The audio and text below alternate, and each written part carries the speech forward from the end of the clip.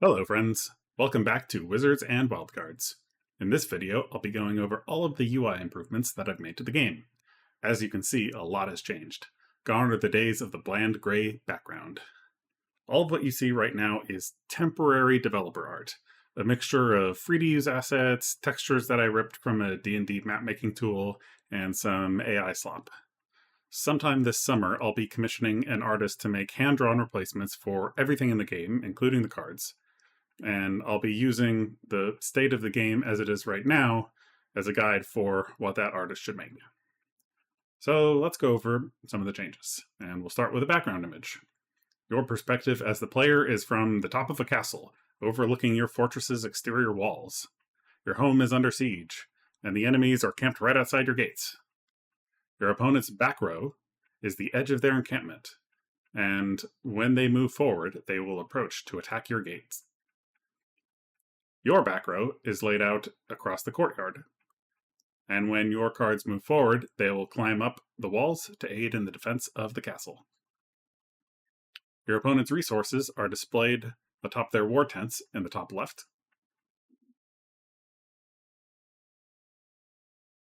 Your resources and actions are displayed upon the top of your castle's towers in the bottom corners of the screen. Clicking on the flags hanging from the towers will display large scrolls with additional information, the history of your current turn, as well as the instructions for what you need to do. The bar on the right side of the screen indicates the total damage dealt by both players. Colored squares like that will appear from the center, moving towards the player who has taken more damage. You lose if your half of the bar fills up, and you win if your opponent's half of the bar fills up. As you've seen, the cards now have animations. They will visibly flip over when pulled from your deck or placed on your opponent's back row.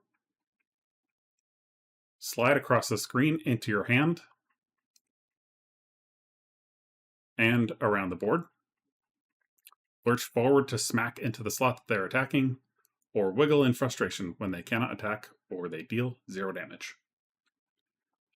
This concludes the scripted section of the video. I'll play out another game or two and give some more examples of the game's alpha visuals with some live commentary.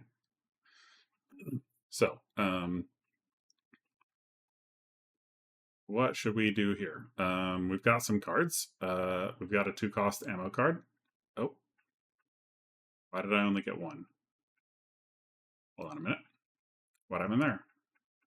Oh, right. I drew a card to showcase the card moving forward. So, yes. All right. So instead of playing this guy, I'm going to play these two. So this guy will take out his teammate there. And this guy will do some chip damage and act as a blocker for that Exarch. We'll proceed to attack. So my sniper here has the precision ability, and it allows me to target any card on the opponent's front row, and so that shows up in this little pop-up here. And when you mouse over the slot that you want, you'll see this little yellow highlight appears over the card. So I can't attack the Sacred Text card because the Cleric Resource Hog prevents that. And this lamb is about to take out the arsenal. So I think I'm just going to attack him directly. So you can see when this happens, my damage tick went away because we both dealt 1 damage to each other, so we're equivalent. And now he's done 3 damage to me. So I've taken 3 damage. Now let's see about getting this guy out. What is the optimal play here? I think sacrificing this lamb, because there's no one in front of him. We could sacrifice this skeleton, but I think instead I'm just going to place this guy on the back row and when the skeleton attacks, he'll die. So my guy will just take over. We'll proceed to attack. And now, I think I'm actually, so this Sacred Text has 0 attack, so I'm actually going to attack the Exarch over here. Help to whittle his health down a little bit. Ooh, that's bad.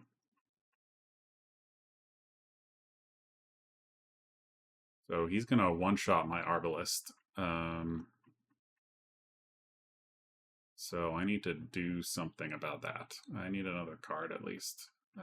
That's not really what I was hoping for.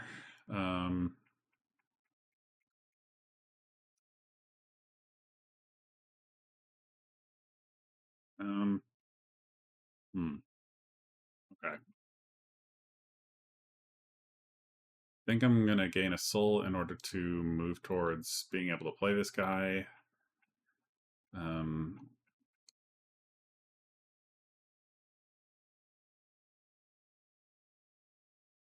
Do I want to place that guy there? No, I don't think I do. I think I actually want to place him here. Because I can use the sniper to take out this guy. So the only damage coming to me next turn will be his gladiator. He'll kill this Arbalist, but then my quiver will immediately move up to replace it. So that's good. I can't place this guy yet, so I'll just proceed. Take out his Exarch. Oh, the Exarch turns... Well, that's fine.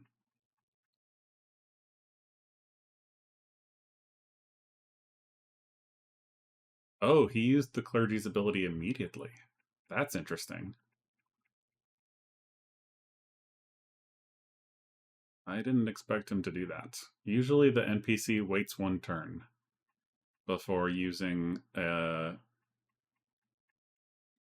So some abilities like this power-up, you can activate by right-clicking the card and manually triggering the ability. The NPC will usually wait a turn before using any abilities like that. It won't use them on the same turn that the card is played. I'm not sure why he used this clergy ability immediately. I'll have to look into that later. But we want souls so that we can get this guy out, and I guess let's get another one so that we can just get him in the front row right away.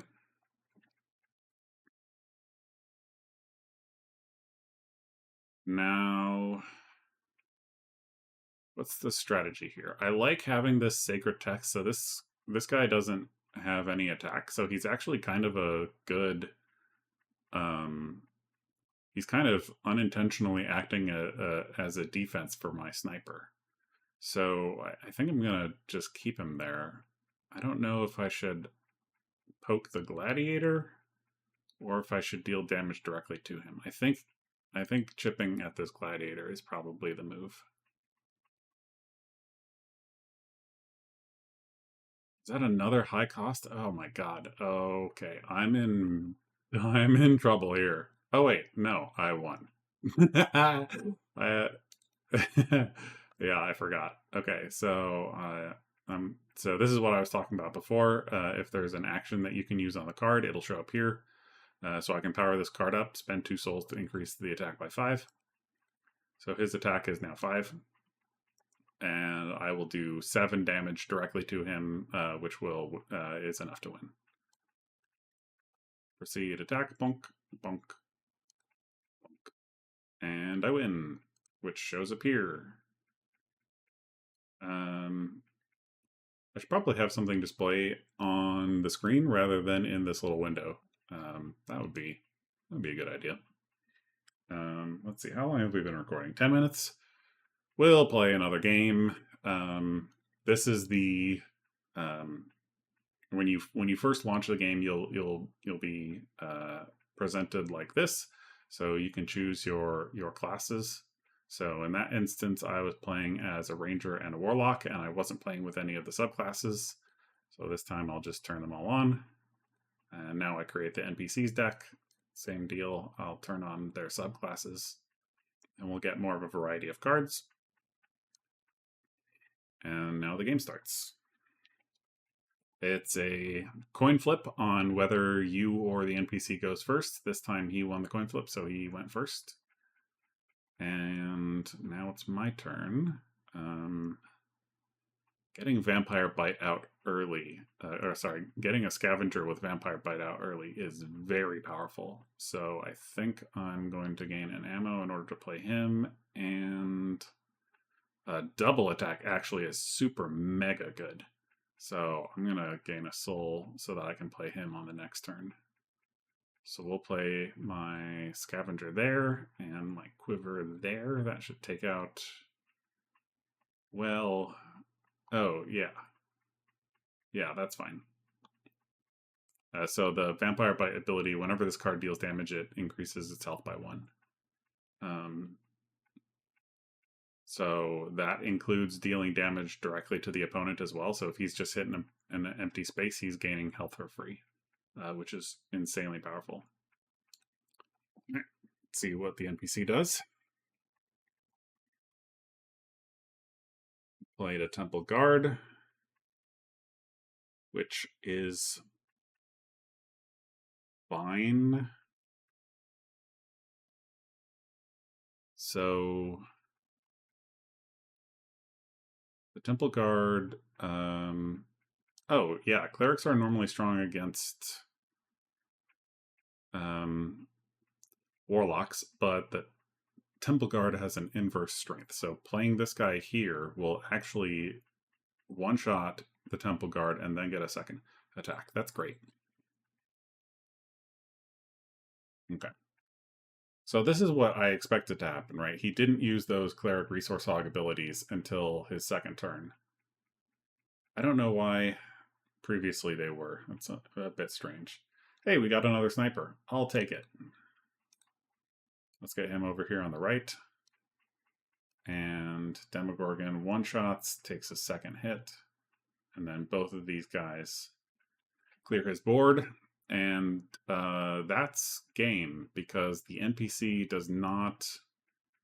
the NPC will not spend resources in order to move cards forward. That is something that I'm going to be adding probably in the next alpha build. Oh, sorry, not the next alpha build, the one after the next. Speaking of which, probably should have mentioned this at the start. The next alpha build is going to be available along with the release of this video. So go down in the description. There will be a download link, and also if you want to be notified of these, there's a Discord server you can join, and as well as an Indiegogo page. The game is not available to back just yet on Indiegogo. It is still in the planning phase. I'm going to make purchases available once the demo is fully done and all of the assets that I don't own are removed and replaced with commissioned artwork. Yeah. So it doesn't matter what I do. I'll just showcase the card animations coming into my hand from the deck, and we win, because that's 5. Bonk. All right. Thank you for sticking with me through these games. I hope you enjoyed. Again, go down in the description, download it for yourself, play around. There's bug reporting channels in the Discord. If you encounter any issues, please go report them, and I will get things fixed as soon as I can. Hope you have a nice day. Thank you for watching.